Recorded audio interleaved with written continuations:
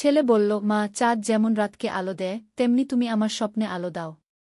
আমার স্ত্রী হয়ে সারা জীবন আলো দিয়ে যাও।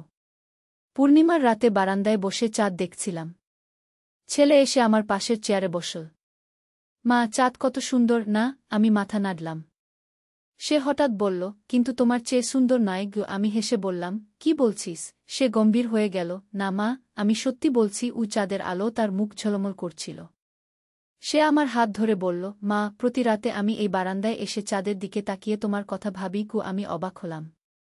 সে চালিয়ে গেল, চাঁদ যেমন রাতকে আলো দেয় তেমনি তুমি আমার স্বপ্নে আলো দাও। আমি তোমাকে ভালোবাসি, আমার স্ত্রী হয়ে সারা জীবন আলো দিয়ে যাও। বিয়ে করো আমাকে। কি চাঁদের আলো আমার চোখে ঝলসে গেল।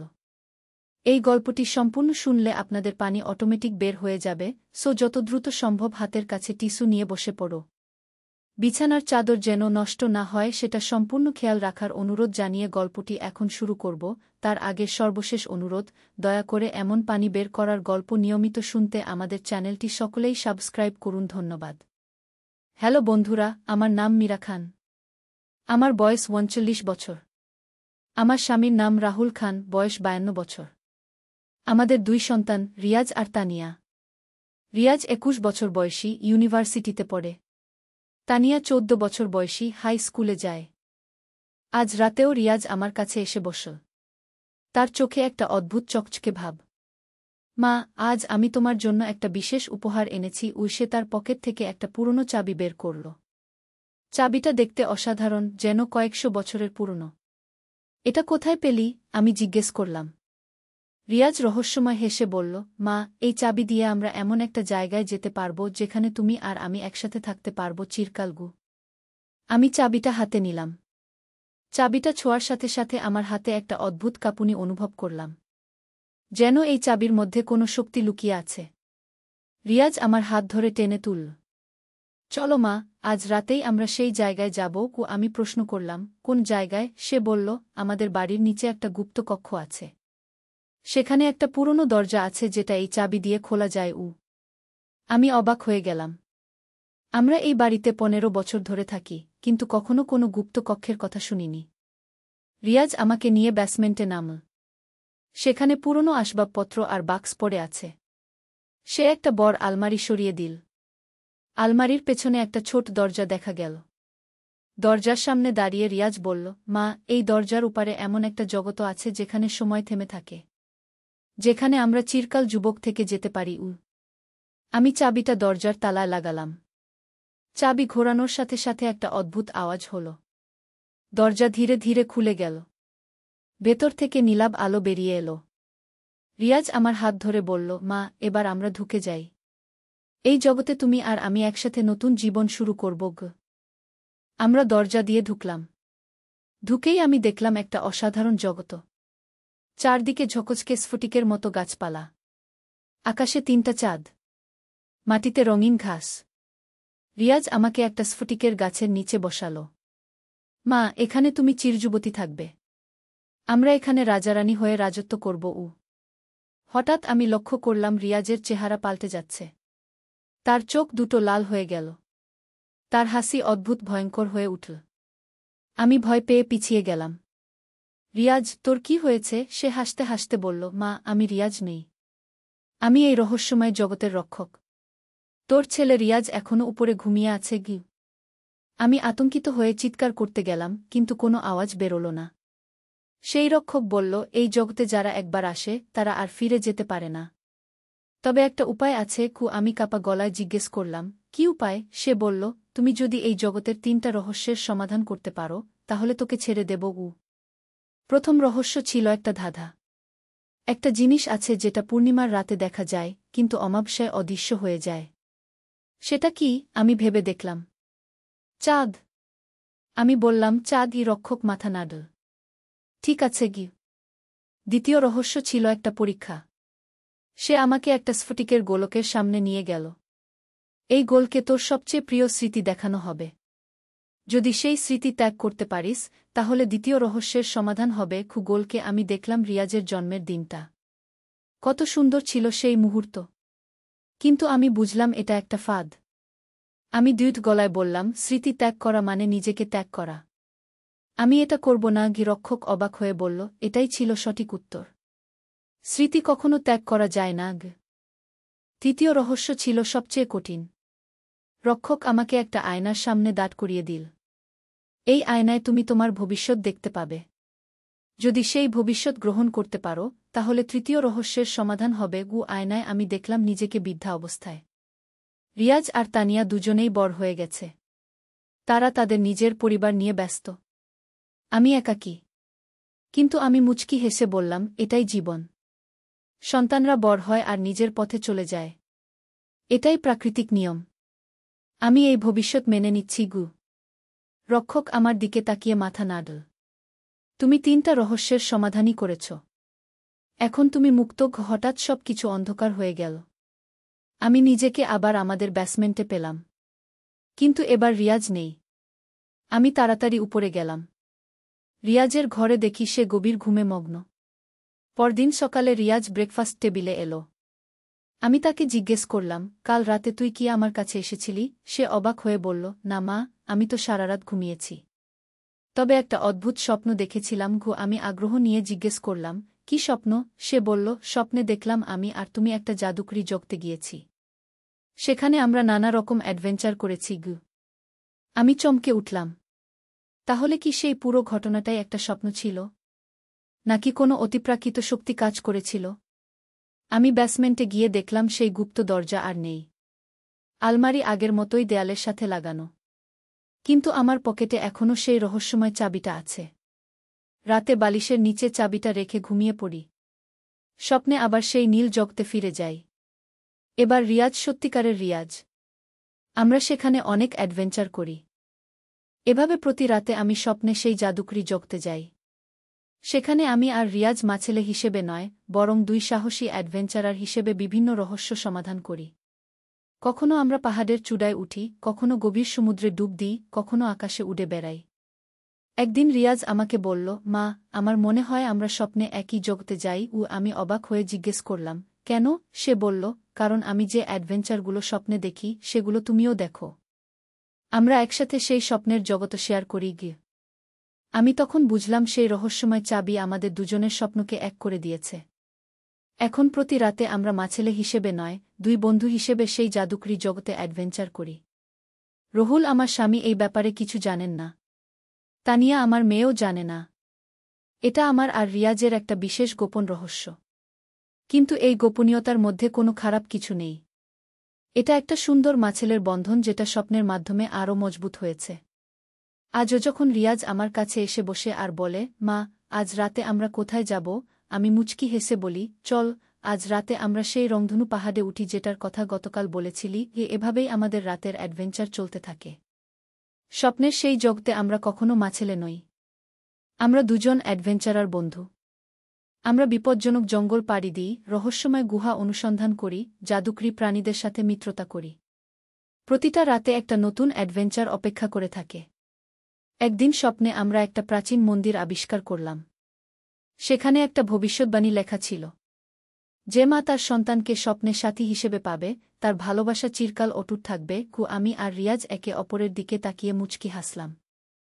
সেই থেকে আমি বুঝলাম এই রহস্যময় চাবি আর স্বপ্নের জগৎ আমাদের পারিবারিক বন্ধনকে আরও দৃঢ় করেছে।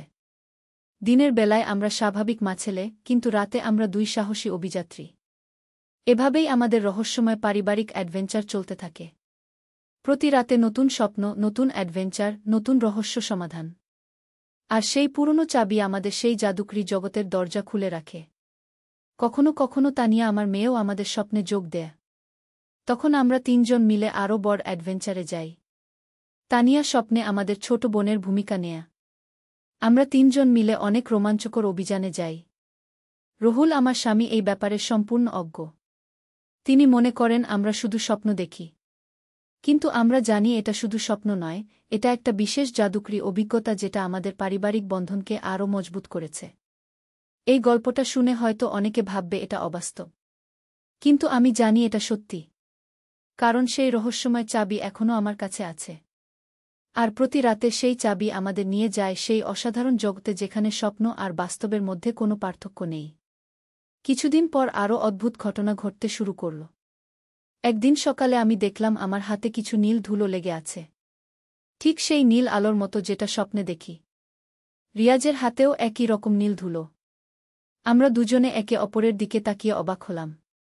এর মানে কি আমাদের স্বপ্নের অভিজ্ঞতা সত্যিই বাস্তব? সেদিন রাতে স্বপ্নে আমরা একটা বিশাল প্রাসাদে গেলাম। সেই প্রাসাদের রাজা আমাদের বলল, তোমরা আমার রাজ্যের একমাত্র মানুষ যারা স্বপ্ন আর বাস্তবের মধ্যে যাতায়াত করতে পারো। তোমাদের উপর একটা বিশেষ দায়িত্ব দিতে চাই। আমি জিজ্ঞেস করলাম, কি দায়িত্ব? রাজা বলল, আমার রাজ্যে একটা অভিশাপ পড়েছে। এক দুষ্ট জাদুকর আমার সমস্ত প্রজাদের ঘুমের মধ্যে বন্দী করে রেখেছে। তোমরা যদি সেই জাদুকরকে পরাজিত করতে পারো, তাহলে আমার প্রজারা মুক্ত হবে। আমি আর রিয়াজ একে অপরের দিকে তাকালাম। এটা তো একটা বিশাল দায়িত্ব। কিন্তু আমরা রাজি হয়ে গেলাম। রাজা আমাদের দুটো জাদুকরি তলোয়ার দিল। এই তলোয়ার দিয়ে তোমরা যে কোনো জাদুকরি শক্তি ধ্বংস করতে পারবে। আমরা যাত্রা শুরু করলাম। পথে অনেক বিপদের সম্মুখীন হলাম। একবার একটা দৈত্য আমাদের আক্রমণ করল। রিয়াজ তার জাদুকরি তলোয়ার দিয়ে দৈত্যকে তাড়িয়ে দিল।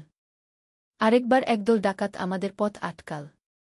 আমি আমার তলোয়ার বের করে তাদের সাথে লড়াই করলাম। এভাবে অনেক বাধা পেরিয়ে আমরা সেই দুষ্ট জাদুকরের দুর্গে পৌঁছলাম। জাদুকরের দুর্গ ছিল একটা কালো পাহাড়ের উপরে। চারদিকে ঘন কুয়াশা। দুর্গের সামনে দাঁড়িয়ে আমি ভয় পেলাম। কিন্তু রিয়াজ আমার হাত ধরে বলল, মা, ভয় পেও না। আমরা দুজন মিলে সব পারব। আমরা দুর্গে ঢুকলাম। ভেতরে ঢুকেই দেখি অসংখ্য মানুষ ঘুমিয়ে আছে। সবার চোখ বন্ধ, নিথর হয়ে পড়ে আছে। এরাই হল সেই রাজার প্রজারা যাদের জাদুকর বন্দী করে রেখেছে। আমরা সবার মাঝখান দিয়ে হেঁটে গেলাম। দুর্গের একদম শেষে একটা বড় হোল ঘর। সেখানেই ছিল সেই দুষ্ট জাদুকর। জাদুকর দেখতে ভয়ঙ্কর। লম্বা কালো পোশাক, লাল চোখ, হাতে একটা কালো জাদুদণ্ড। আমাদের দেখে সে হো হো করে হেসে উঠল। তোমরা আমাকে পরাজিত করতে এসেছ? তোমরা জানো না আমি কত শক্তিশালী? সে তার জাদুদণ্ড দিয়ে আমাদের উপর আক্রমণ করল। আমরা আমাদের তলোয়ার দিয়ে তার আক্রমণ প্রতিহত করলাম। লড়াই চল অনেকক্ষণ। জাদুকর অনেক শক্তিশালী ছিল। কখনো সে আগুনের গোলা ছুটত, কখনো বিষাক্ত সাপ পাঠাত। কিন্তু আমরা দুজন মিলে সব মোকাবিলা করতে থাকলাম। রিয়াজ অসাধারণ সাহসের সাথে লড়াই করছিল। আমিও পিছিয়ে ছিলাম না। হঠাৎ জাদুকর একটা বিশেষ মন্ত্র পড়ল। তার জাদুদণ্ড থেকে একটা কালো আলো বের হয়ে আমার দিকে এগিয়ে এল। রিয়াজ আমাকে বাঁচানোর জন্য সেই কালো আলোর সামনে দাঁড়িয়ে গেল। আলোটা রিয়াজকে আঘাত করল। রিয়াজ মাটিতে পড়ে গেল। আমি চিৎকার করে উঠলাম। রিয়াজ! আমার রাগ আর দুঃখ একসাথে জেগে উঠল। আমি আমার তলোয়ার উঁচু করে জাদুকরের দিকে দৌড়ে গেলাম। তুই আমার ছেলেকে আঘাত করেছিস। আমার তলোয়ার জাদুকরের বুকে বিঁধে গেল। জাদুকর চিৎকার করে মাটিতে পড়ে গেল। জাদুকর মারা যাওয়ার সাথে সাথে তার সমস্ত জাদু ভেঙে গেল। যেসব প্রজা ঘুমিয়েছিল তারা সবাই জেগে উঠল। রিয়াজও জেগে উঠল। মা, তুমি আমাকে বাঁচিয়েছ। আমি রিয়াজকে জড়িয়ে ধরলাম। রাজা আমাদের কাছে এসে ধন্যবাদ জানাল। তোমরা আমার রাজ্যকে অভিশাপ থেকে মুক্ত করেছ। পুরস্কার হিসেবে তোমাদের যা ইচ্ছে চাইতে পারো। আমি বললাম, আমার কিছু চাই না। শুধু চাই আমরা যেন এই জগতে আরও অনেক অ্যাডভেঞ্চার করতে পারি। রাজা হেসে বলল, তোমাদের সেই ক্ষমতা আরও বেড়ে গেছে। এখন তোমরা শুধু রাতেই নয়, দিনের বেলাতেও যখন ইচ্ছে এই জগতে আসতে পারবে। আমরা খুশি হয়ে গেলাম। সেদিন থেকে আমাদের অ্যাডভেঞ্চার আরও বেড়ে গেল। এখন আমরা দিনে বাড়ির কাজের ফাঁকেও চোখ বন্ধ করলেই সেই জাদুকরি জগতে চলে যেতে পারি। রিয়াজ কলেজ থেকে ফিরে এসে বলে, মা, আজ একটু অ্যাডভেঞ্চার করি। আমি বলি, চল। আমরা আমাদের ঘরেই চোখ বন্ধ করে সেই জাদুকরি জগতে চলে যাই। একদিন আমরা সেই জগতে একটা উড়ন্ত জাহাজ পেলাম। সেই জাহাজ দিয়ে আমরা আকাশে উড়ে নানা দ্বীপ ঘুরে বেড়ালাম। একটা দ্বীপে আমরা একদল জলদস্যুর সাথে লড়াই করলাম। আরেকটা দ্বীপে একটা ড্রাগনের সাথে বন্ধুত্ব করলাম। ড্রাগনটা আমাদের তার পিঠে করে নিয়ে আকাশে উড়াল। আরেকবার আমরা সমুদ্রের নিচে একটা রহস্যময় শহর আবিষ্কার করলাম। সেখানকার মানুষরা মাছের মতো দেখতে, কিন্তু মানুষের মতো কথা বলতে পারে। তারা আমাদের তাদের রাজপ্রাসাদে নিয়ে গেল। সেখানে মুক্তা আর প্রবালের তৈরি সিংহাসন। আমরা সেখানকার রাজার সাথে দেখা করলাম। সমুদ্রের রাজা আমাদের বলল, আমাদের একটা সমস্যা আছে। সমুদ্রের গভীরে একটা দানব বাস করে। সে আমাদের শহরের মানুষদের কষ্ট দেয়। তোমরা কি আমাদের সাহায্য করবে? আমরা রাজি হয়ে গেলাম। সমুদ্রের গভীরে গিয়ে আমরা সেই দানবের সাথে দেখা করলাম। দানবটা দেখতে অনেক ভয়ঙ্কর। কিন্তু কথা বলার পর বুঝলাম সে আসলে খারাপ নয়। সে শুধু একা বোধ করে বলে সবার সাথে খেলতে চায়। কিন্তু তার খেলাটা অনেক রুক্ষ, তাই সবাই ভয় পায়। আমি দানবকে বোঝালাম কিভাবে মানুষের সাথে ভালোভাবে মিশতে হয়। রিয়াজ তাকে নরম খেলা শেখাল। দানব খুশি হয়ে গেল। সে আর কাউকে কষ্ট দিল না, বরং সবার বন্ধু হয়ে গেল। এভাবে আমরা সেই জাদুকরি জগতে অনেক রকম মানুষের সাহায্য করলাম। কখনো কোনো রাজ্যকে দস্যুদের হাত থেকে রক্ষা করলাম, কখনো কোনো গ্রামের মানুষদের বন্যার হাত থেকে বাঁচালাম। আমাদের সুনাম চারদিকে ছড়িয়ে গেল। একদিন আমরা একটা অদ্ভুত জঙ্গলে গেলাম। সেই জঙ্গলের গাছেরা কথা বলতে পারে। একটা পুরনো বটগাছ আমাদের বলল, এই জঙ্গলে একটা রহস্যময় মন্দির আছে। সেখানে একটা ভবিষ্যৎ দেখার আয়না আছে। কিন্তু সেই মন্দিরে পৌঁছানো অনেক কঠিন। পথে অনেক বিপদ। আমরা সেই মন্দির খুঁজে বের করার সিদ্ধান্ত নিলাম। জঙ্গলের ভেতর দিয়ে হাঁটতে হাঁটতে আমরা অনেক অদ্ভুত প্রাণীর সাথে দেখা করলাম। একটা কথা বলা তোতাপাখি আমাদের পথ দেখিয়ে দিল। একটা বুদ্ধিমান বানর আমাদের বিপজ্জনক নদী পার করিয়ে দিল। অনেক কষ্ট করে আমরা সেই রহস্যময় মন্দিরে পৌঁছলাম। মন্দিরটা খুবই পুরনো। পাথরের গায়ে অদ্ভুত সব চিহ্ন খোদাই করা। মন্দিরের ভেতরে একটা বিশাল আয়না। আয়নার সামনে দাঁড়িয়ে আমরা ভবিষ্যৎ দেখতে পেলাম। আয়নায় দেখলাম আমি আর রিয়াজ বিদ্ধ হয়ে গেছি। কিন্তু আমরা তখনও একসাথে সেই জাদুকরি জগতে অ্যাডভেঞ্চার করি।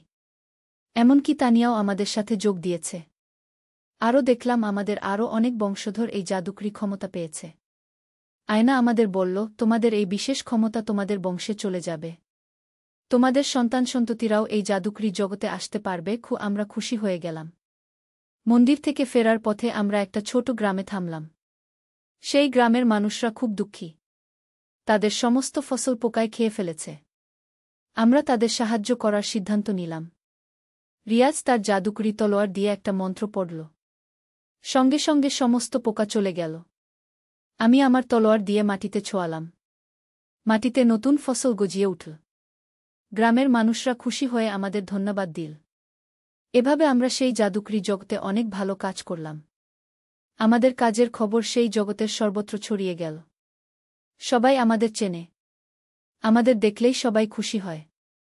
একদিন সেই জগতের সব রাজা মিলে আমাদের একটা বিশেষ সম্মাননা দেওয়ার সিদ্ধান্ত নিল।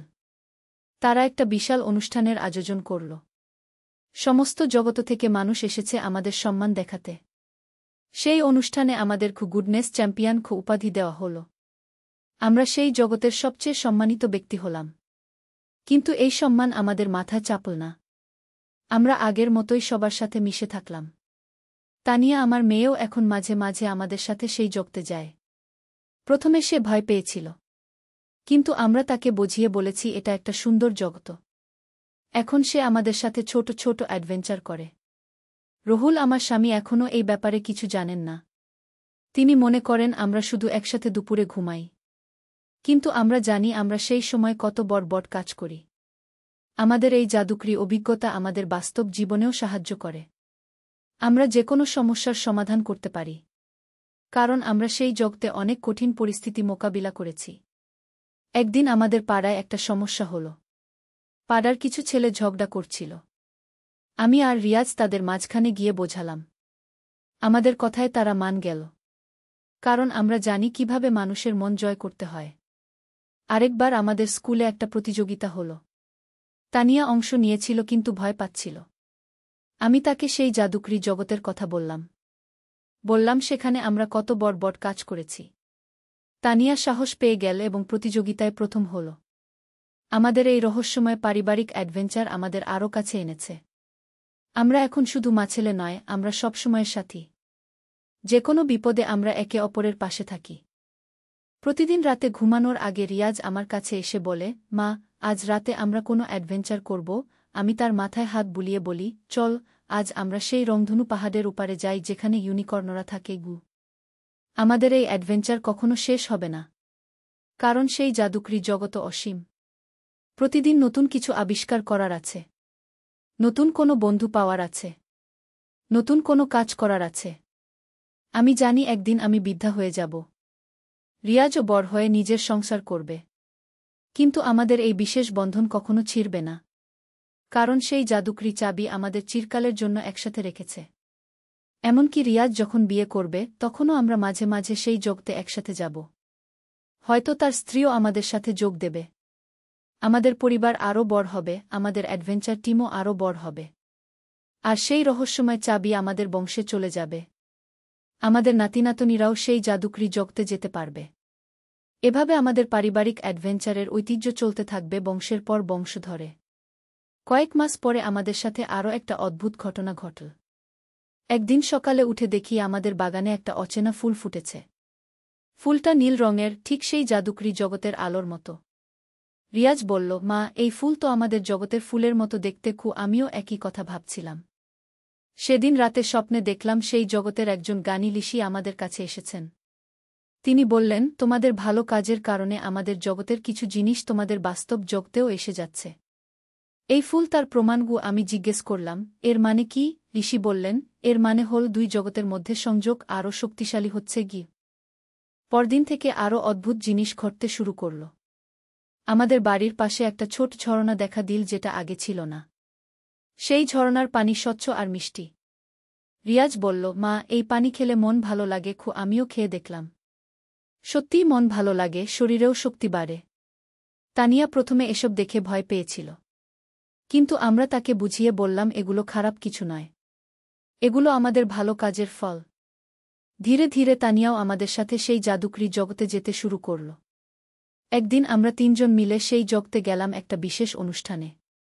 সেখানে সব প্রাণীদের একটা মহাসম্মেলন হচ্ছিল। হাজার হাজার প্রাণী জমায়েত হয়েছে। সিংহ, হাতি, পাখি, মাছ সবাই একসাথে বসেছে। আমরা অবাক হয়ে দেখলাম সবাই শান্তিপূর্ণভাবে আলোচনা করছে। সেই মহাসম্মেলনে আমাদের একটা বিশেষ আসন দেওয়া হয়েছিল। প্রাণীদের রাজা, একটা বিশাল সাদা সিংহ, আমাদের কাছে এসে বলল, তোমরা আমাদের জগতে অনেক ভালো কাজ করেছ। আজ আমরা তোমাদের প্রাণী জগতের সম্মানসূচক সদস্য বানাতে চাই। আমরা গর্বিত অনুভব করলাম। সেই অনুষ্ঠানে আমাদের একটা বিশেষ শক্তি দেওয়া হল। এখন আমরা যে কোনো প্রাণীর ভাষা বুঝতে পারি এবং তাদের সাথে কথা বলতে পারি। বাড়ি ফিরে আমি আমাদের বিড়াল টমির সাথে কথা বললাম। টমি অবাক হয়ে বলল, তুমি আমার ভাষা বুঝতে পারছ? আমি হাসতে হাসতে বললাম, হ্যাঁ টমি, এখন আমরা তোমার সাথে কথা বলতে পারি। রিয়াজ রাস্তার কুকুরগুলোর সাথে কথা বলতে শুরু করল। তানিয়া পাখিদের সাথে কথা বলে মজা পেত। আমাদের বাড়ি হয়ে গেল একটা প্রাণী বন্ধুত্বের কেন্দ্র। সব প্রাণী জানত আমাদের বাড়িতে এলে তাদের সাথে ভালো ব্যবহার করা হবে। একদিন আমাদের পাড়ার একটা কুকুর এসে আমাকে বলল, দিদি, আমাদের এলাকায় একটা সমস্যা আছে। কিছু লোক আমাদের কষ্ট দেয়। আমি সেই বিষয়ে খোঁজ নিলাম এবং পাড়ার মানুষদের বোঝালাম কুকুরগুলো কোনো ক্ষতি করে না, তারা শুধু ভালোবাসা চায়। আমাদের এই বিশেষ ক্ষমতার কথা ধীরে ধীরে পাড়ায় ছড়িয়ে গেল। মানুষরা আশ্চর্য হয়ে দেখত আমরা প্রাণীদের সাথে কথা বলি। কিন্তু কেউ বিশ্বাস করত না যে আমরা সত্যিই প্রাণীদের ভাষা বুঝি। তারা ভাবত আমরা শুধু অভিনয় করি। একদিন আমাদের স্কুলে একটা প্রতিযোগিতা হল। বিষয় ছিল পরিবেশ রক্ষা। তানিয়া অংশ নিল। সে তার বক্তৃতায় বলল কিভাবে প্রাণীদের সাথে ভালো ব্যবহার করতে হয়। তার বক্তৃতা এত ভালো হল যে সে প্রথম পুরস্কার জিতল। আমরা খুশি হয়ে গেলাম। সেই রাতে উৎসব উপলক্ষে আমরা সেই জাদুকরি জগতে একটা বিশাল পার্টি করলাম। সব বন্ধুরা এসেছিল। সেই ড্রাগন, সমুদ্রের রাজা, জঙ্গলের বন্ধুরা সবাই। আমরা সারারাত নাচগান করলাম। পার্টিতে একটা বিশেষ ঘটনা ঘটল। সেই জগতের সবচেয়ে পুরনো এবং জ্ঞানী একজন জাদুকর এলেন। তিনি আমাদের বললেন, তোমরা যে ভালো কাজগুলো করেছ তার জন্য আমি তোমাদের একটা বিশেষ উপহার দিতে চাই। তিনি আমাদের 3টা জাদুকরি আংটি দিলেন। এই আংটি পরলে তোমরা বাস্তব জগতেও জাদু করতে পারবে। তবে শুধু ভালো কাজের জন্য। আমরা আংটি পরলাম। সঙ্গে সঙ্গে অনুভব করলাম আমাদের মধ্যে একটা নতুন শক্তি এসেছে। বাড়ি ফিরে আমরা আমাদের নতুন শক্তি পরীক্ষা করলাম। রিয়াজ তার হাত দিয়ে আমাদের বাগানের মরা গাছটাকে স্পর্শ করল। গাছটা আবার সবুজ হয়ে উঠল। তানিয়া তার আংটি দিয়ে আমাদের পুকুরের নোংরা পানি পরিষ্কার করে দিল। আমি আমার শক্তি দিয়ে আমাদের বাড়ির চারপাশে একটা সুন্দর ফুলের বাগান তৈরি করলাম। আমরা ঠিক করলাম আমাদের এই শক্তি গোপন রাখব, কারণ মানুষরা হয়তো ভয় পেয়ে যাবে বা ভুল বুঝবে। আমরা শুধু চুপচাপ ভালো কাজ করতে থাকলাম। যখন কোনো অসুস্থ প্রাণী দেখতাম আমরা তাকে সুস্থ করে দিতাম। যখন কোনো গাছ মরে যেত আমরা তাকে বাঁচিয়ে তুলতাম।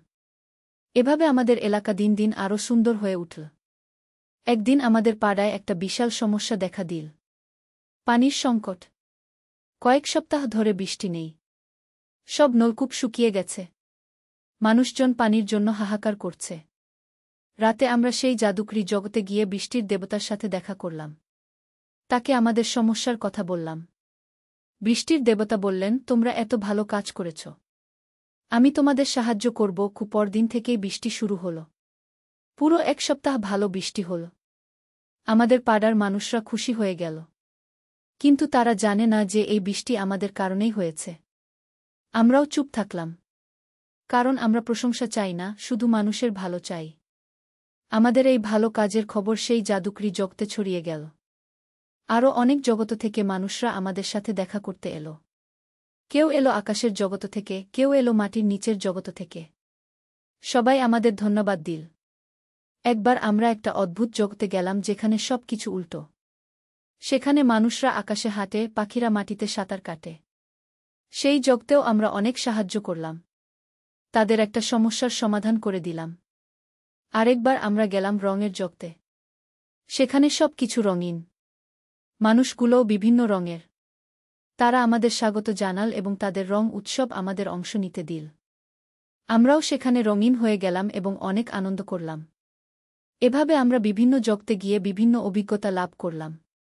প্রতিটা জগতে আমরা কিছু না কিছু শিখলাম। কোথাও শিখলাম ধৈর্য, কোথাও শিখলাম সাহস, কোথাও শিখলাম ভালোবাসা।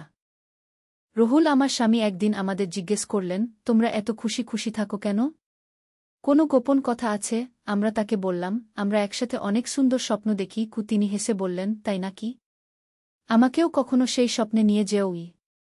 একদিন আমরা সত্যিই রুহুলকে আমাদের সাথে নিয়ে গেলাম।